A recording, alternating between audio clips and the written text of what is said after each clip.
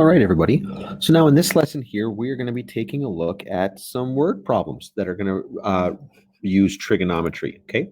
So now before we do that, we just want to make sure that we got a couple of bits of vocabulary clear in our heads here. And those specifically that we want to make sure we're clear on are the angle of elevation and the angle of depression. So the angle of elevation is the angle running from the horizontal up to the line of sight. So basically, you got to think of it like this. Like when we're making these measurements here, I mean, when you're the one making the measurement, it's with respect to you, right? So if you're standing right here, the angle of elevation is from you looking straight ahead and then your line of sight going up here. This is your angle of elevation, okay, from horizontal up. On the other hand, the angle of depression, again, you looking down, looking straight ahead to looking down, this right here is your angle of elevation. So from the horizontal up to the line of sight, and then depression is from the horizontal down to the line of sight. And so you see the little diagrams written right here, just like I just did here. So this is what we're talking about: angle of elevation, angle of depression. So you might think of it like this: is it's about how much you have to tilt your head. If your eyes were kind of locked looking forward, through what angle would you have to tilt your head back to look up? That's your angle of elevation.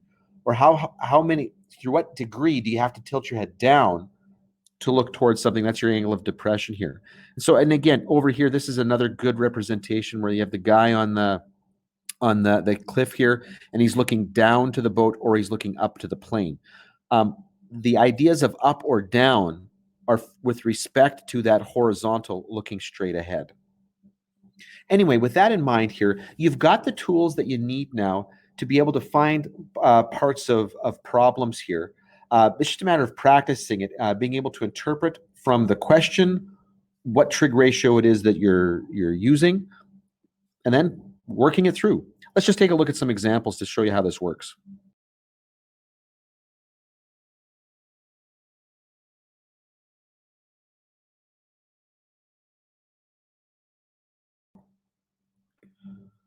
Okay, so our first question here says that a ladder 8.5 meters long makes an angle of 72 degrees with the ground. How far up the side of the building will it reach here? Okay, so this is what we're looking for. We're looking for h here. Now we've got all the information we need.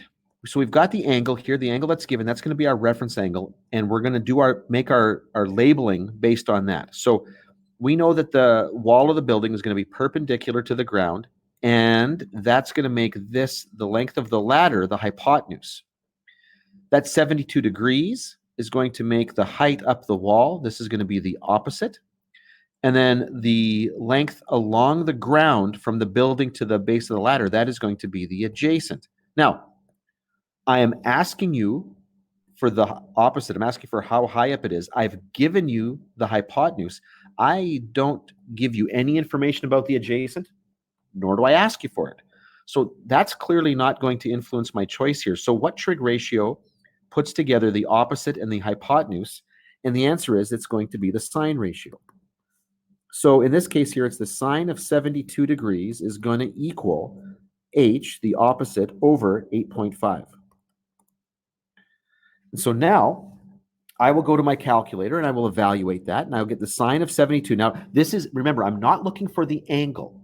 So I'm not going to use second sine. I'm just going to use sine, just the sine button on my calculator, sine of 72. And that is going to give me 0.9511 h over 8.5. Now that's going to be 0.9511 over 1.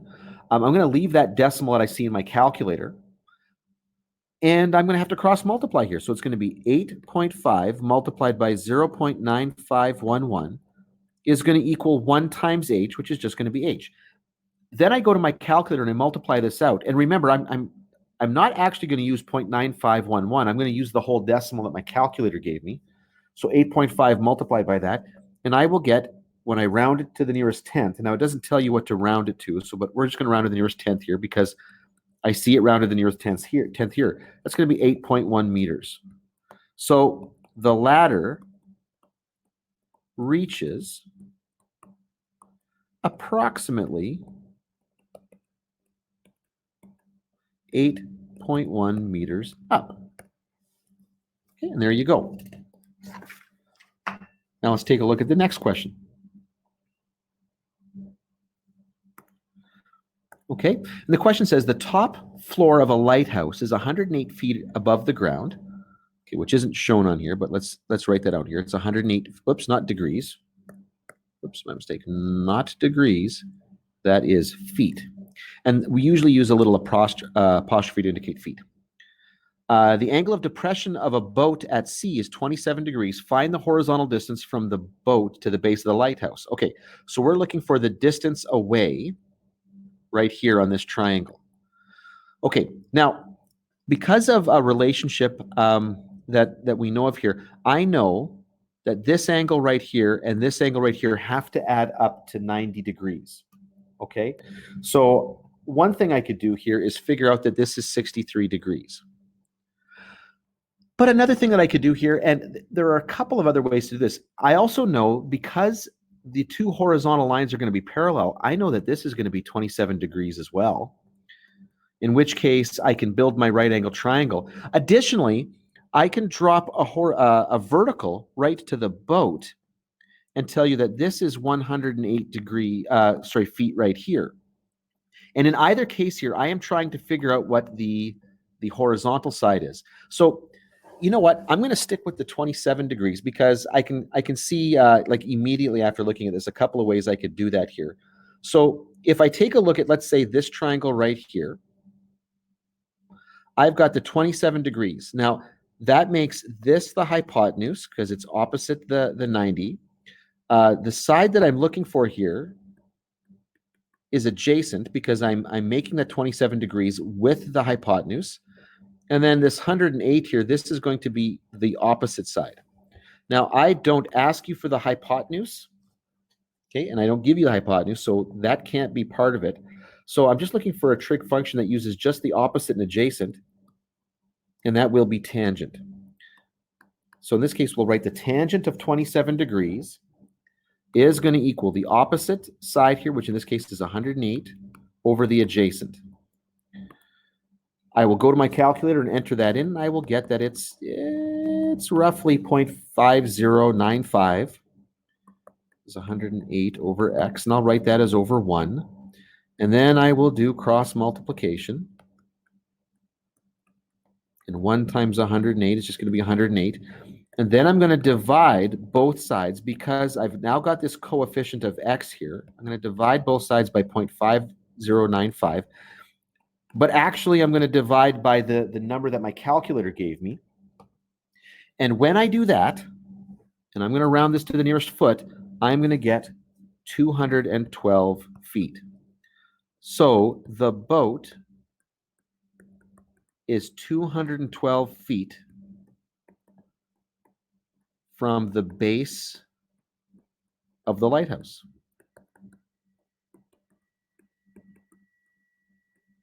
Okay, there you go. Let's take a look at another one. So a flagpole is 18 feet tall. Okay, so let's draw that out here. So here's our flagpole, and Andy is standing 12 feet away. So Andy is right here. Now, this is going to be 18 feet. This is going to be 12 feet. We're going to assume that that's a 90 degree, that the flagpole is straight up. Find, to the nearest degree, the angle of elevation from Andy to the top of the flagpole. Now, usually that would be from Andy's eyes, basically. But we're not being so specific here. We're not trying to nitpick with this one. So we're just going to find the angle down here, basically from his feet. Now, this is the angle that I'm looking for. I don't give it to you, but I'm looking for it here. With relative labeling here, this is still going to be the hypotenuse. 18 is going to be the opposite side, and the 12 is going to be the adjacent side. I don't give you the hypotenuse. I don't ask you for the hypotenuse, so I don't care. So what trig ratio relates the opposite and the adjacent? And the answer is it's tangent. But this time I don't know the angle. I do know the ratio, though.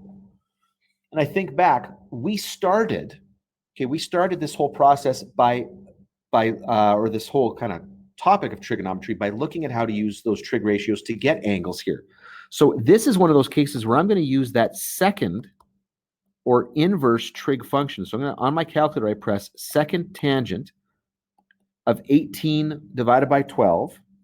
And to the nearest degree, that's going to be 56 degrees. So we would say the angle of elevation from Andy, now really it's Andy's feet, but from Andy to the top of the flagpole, to the top, yeah, of the flagpole is 56 degrees. Okay, let's look at one more. So this one says a lifeguard tower provides enough visual visual for a lifeguard to monitor swimmers. The tower sits at a height of 10 feet. So here we go. Let's draw that out. 10 feet. Okay, 10 feet. If the line of sight from the tower to a swimmer creates a 55-degree angle. Okay, here we go. So we've got our swimmer out here in the water, and this is a 55-degree angle here. How far is the swimmer from the base of the lifeguard tower? So here we go. This is what we're looking for. So based on our angle right here, remember, this would be the hypotenuse. I am interested in how far away that person is from the base. That is going to be opposite to that angle. And then that 10 feet, okay, that is the height of the, or the length of the adjacent side. So again, I'm not asking you for the hypotenuse, and I'm not giving you the hypotenuse. And actually, you're going to see that that's quite common in word problems, okay? When we're talking about kind of real scenarios here, it is often pretty easy to measure the adjacent side and the opposite side, but it's hard to measure the hypotenuse, and oftentimes we really don't care. In a lot of cases, particularly in the examples that you're going to see in this course sort of thing, tangent, it's almost, well, I won't say it's almost always, but it's frequently tangent. So here we get that the tangent of 55 degrees is going to equal x over 10. On my calculator, I will evaluate the tangent of 55 to get 1.4281. That's x over 10, and I will write that over 1. And then we're going to cross multiply.